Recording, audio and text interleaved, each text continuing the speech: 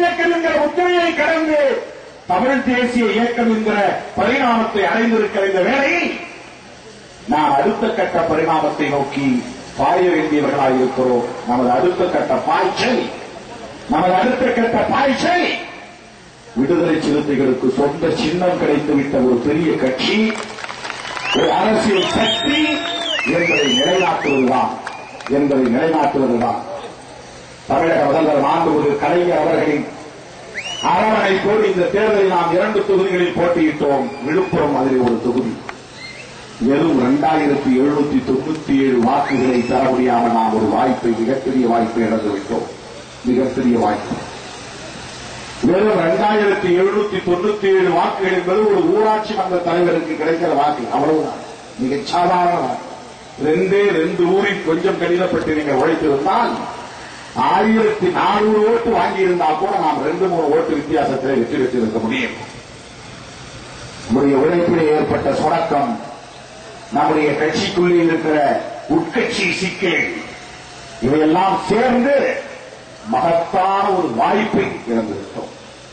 2006ஆம் ஆண்டு ஜெயலலிதா அவர்களின் தலைமையிலான அதிமுக கூட்டணியில் நாம் இடம்பெற்ற போது நான் வெளிப்படையாக சொல்லி கூட்டணி வைத்தேன். அம்மா அவர்களே, உங்களோடு நான் கூட்டணி வைப்பதில் மிக முக்கியமான ஒரு காரணம், நீங்கள் எங்கள் கட்சி அங்கீகாரம் பெறத்தக்க வகையில் போதிய இடங்களை எங்களுக்கு ஒதுக்குங்க. 7 இடங்களில் நாங்கள் வெற்றி பெற்றால் உங்களுக்கு இரட்டை இலை சின்னம் இருப்பதை போல, திமுகவுக்கு உதயசூரியன் சின்னம் இருப்பதை போல, காங்கிரசுக்கு கை சின்னம் இருப்பதை போல, கணேசுக்கு கதிர் அருவான அறிவாள் சுற்றிய சின்னங்கள் இருப்பதை போல, பாமகவுக்கு மாம்பழம் இருப்பதை போல, அதிமுகவுக்கு பம்பரம் இருப்பதை போல விடுதலை சிறுத்தைகளுக்கு நட்சத்திரம் வேண்டும். அன்றைக்கு நட்சத்திரம் இல்லை, ஏதேனும் ஒரு சின்னம் வேண்டும். ஆகவே எங்களுக்கு இரட்டை இலக்கமுள்ள தொகுதிகளை தந்தால் நாங்கள் குறைந்தது 7 இடங்களில் வெற்றி பெற முடியும் என்று வெளிப்படையாக நான் பேசி கேட்கிறேன்.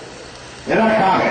இது ஒரு சொந்த சின்னத்தை பெற்ற, தேர்தல் ஆணையத்தின் அங்கீகாரத்தை பெற்ற, அனைத்து தரப்பு மக்களும் வந்து சேருகிற வலிமை பெற்ற ஒரு பேர் இயக்கமாக இது அடுத்த கட்ட பரிணாமத்தை பெற வேண்டும் என்பதற்காக 2006ஆம் ஆண்டு அந்த முயற்சியை மேற்கொண்டோம்.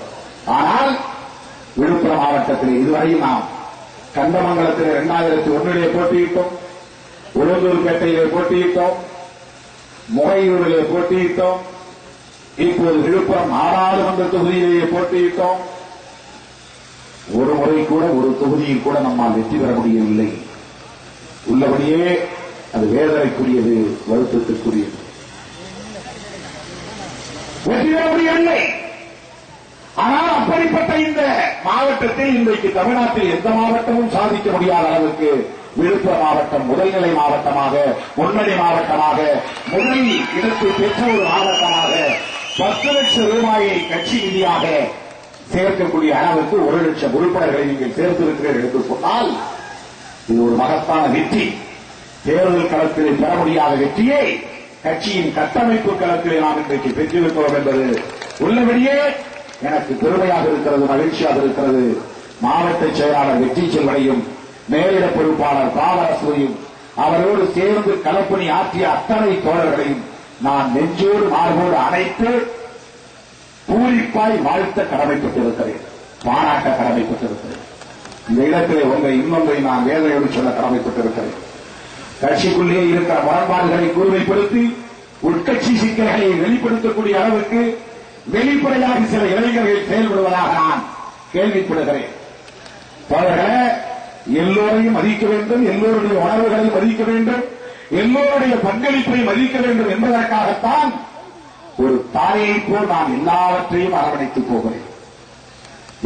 யாரை பற்றி என்ன புகார் வந்தாலும், என்ன குற்றச்சாட்டுகள் வந்தாலும், என்ன கொலைகள் வந்தாலும் அதையெல்லாம் நான் பொருட்படுத்தாமல், எப்படி தான் பெற்ற பிள்ளைகள் தவறு செய்தால் கூட, குற்றம் இழைத்தால் கூட அந்த தாய் தன்னுடைய மகனை மன்னிக்கிறாளோ, மன்னித்து அரவணைக்கிறாளோ, தண்டித்தால் கூட, கண்டித்தால் கூட மறுபடியும் மடியிலோ தூக்கி வைத்து கொஞ்சுகிறாளோ, அதே உணர்வின் அடிப்படையில் நான் விழுப்புரம் மாவட்டத்தில் மட்டுமல்ல தமிழகம் முழுக்க கட்சிக்குள்ளே சில தோழர்கள் செய்கிற குளறுபடிகளை நான் பொறுத்துக் கொள்கிறேன், சகித்துக் கொள்கிறேன், தாங்கிக் கொள்கிறேன்.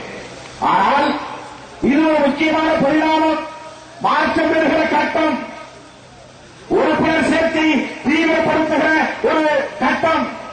இந்த காலகட்டத்தில் உட்கட்சியிலே சின்ன சின்ன பிரச்சனைகளை எல்லாம் பெரிதுபடுத்துகிறவர்கள் யாராயிருந்தாலும், உறுப்பினர் சேர்க்கைக்கு முட்டுக்கட்டையாக யாராக இருந்தாலும் அவர்கள் கட்சிக்கும் தலைமைக்கும் கட்டுப்படாதவர்கள் என்றுதான் அறிந்து கொள்ளப்படும், புரிந்து கொள்ளப்படும். அப்படி கட்சிக்கும் தலைமைக்கும் கட்டுப்படாதவர்கள் எவ்வளவு வலிமையானவர்களாக இருந்தாலும் அவர்கள் கட்சிக்கு தேவைப்பட மாட்டார்கள். அதை மட்டும் நான் எச்சரிக்கையாக சொல்ல கடமைப்பட்டிருக்கிறேன். அதனால்தான் இந்த உறுப்பினர் சேர்க்கை தீவிர இயக்கத்தை மேற்கொண்டிருக்கக்கூடிய ஒரு கண்காணிப்பு குழு, சாதாரணமான தோழர்களை கொண்டுதான் அந்த குழுவை நாம் நியமித்திருக்கிறோம். அவர்களுக்கு நாம் ஸ்பாட் டிசிப்ளினரி ஆக்ஷன், அந்த இடத்திலே ஒழுங்கு நடவடிக்கை எடுங்க என்கிற அதிகாரத்தை அளித்து அனுப்பி வைத்திருக்கிறோம். உறுப்பினர் சேர்க்கையை யார் தடுத்தாலும், உறுப்பினர் சேர்க்கைக்கு யார் முடக்கமாக இருந்தாலும், முட்டுக்கட்டையாக இருந்தாலும் அவர்கள் மீது தயவு தாட்சியம் இல்லாமல் நடவடிக்கை எடுங்க என்ற ஒரு கட்டளை பிறப்பிக்கப்பட்டிருக்கிறது. தோழர்களே, யார் மிக ஜனநாயகவாதியாக இருக்கிறார்களோ, பெருந்தன்மை வாய்ந்தவர்களாக இருக்கிறார்களோ அவர்கள் இன்னொரு பக்கத்திலே மிக மோசமான சர்வாதிகாரியாகவும் இருப்பார்கள். அதை மறந்துவிடக் கூடாது. யார் கரடுமுரடாக கண்டிக்கக்கூடியவர்களாக இருக்கிறார்களோ, தண்டிக்கக்கூடியவர்களாக இருக்கிறார்களோ அவர்களின் இன்னொரு பக்கம் மிக சிறந்த ஒரு தாயுள்ளம் கொண்டவர்களாகவும் அவர்கள் இருப்பார்கள். ஆக திருமாவளவன் எல்லாவற்றையும் சகித்துக் கொள்கிறான், திருமாவளவன் எல்லாவற்றையும் சிரித்துக் கொள்கிறான், திருமாவளவன் எல்லாவற்றையும் பொறுத்துக் கொள்கிறான் என்பதனால் திருமாவளவன் ஒழுங்கு நடவடிக்கை எடுக்க மாட்டான் என்று மட்டும் யாரும் தப்பு கணக்கு போட்டு விடாதீர்கள்.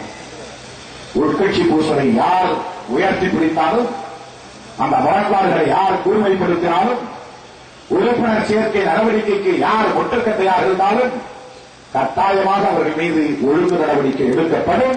அது தயவு தாட்சண்யமோ அல்லது சமரசமோ கிடையாது.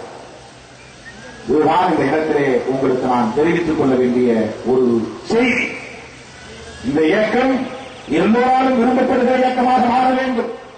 அனைத்து தரப்பினரும் உள்வாங்கக்கூடிய ஒரு இயக்கமாக வளர வேண்டும். எல்லா சமூகத்தை சார்ந்தவர்களும் இது எங்கள் இயக்கம் என்ற உரிமையை பெற வேண்டும், அந்த உணர்வை பெற வேண்டும்.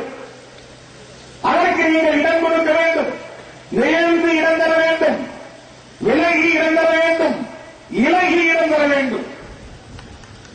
இல்லை என்றால் இந்த கட்சியை நாம் ஒரு பொதுமக்களின் அங்கீகாரத்தை பெற்ற கட்சியாக வளர்த்திருக்க முடியாது.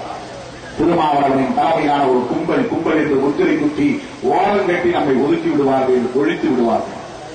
ஒடுக்கப்பட்ட மக்கள் என்ன கனவை கண்டு கொண்டிருக்கிறார்களோ அந்த கனவை நனவாக்க முடியாது. நம்ம எல்லாம் மனிதர்களாய் தலைவர் வைத்தவருடைய மகத்தான தலைவர் புரட்சியாளர் அம்பேத்கர் கண்ட கனவை நனவாக்க முடியாது. ஆகவேதான் இன்றைக்கு நம் மீது யார் கல் வீசினாலும் கூட அதையெல்லாம் சகித்துக் கொள்கிறோம், பொறுத்துக் கொள்கிறோம். திருமாவளவன் சகித்துக் கொள்வதனால், பொறுத்துக் கொள்வதனால் திருமாவளவன் சொன்ன முழக்கத்திற்கு திருமாவளவன் முரண்பாடாக இருக்கிறார் என்று பொருள் அல்ல. எந்த இடத்திலே எதை எப்படி கையாள வேண்டும், யாரிடத்திலே எப்படி நாம் நடந்து கொள்ள வேண்டும் என்பதையும் கணக்கு போட்டு நாம் நம்முடைய பயணத்தை தொடர வேண்டியிருக்கிறது. நம்முடைய பயணம் என்பது 10 கிலோமீட்டர் தூரத்திலே முடிய போகிற பயணம் அல்ல. தாய்மார்கள் அமர வேண்டும்.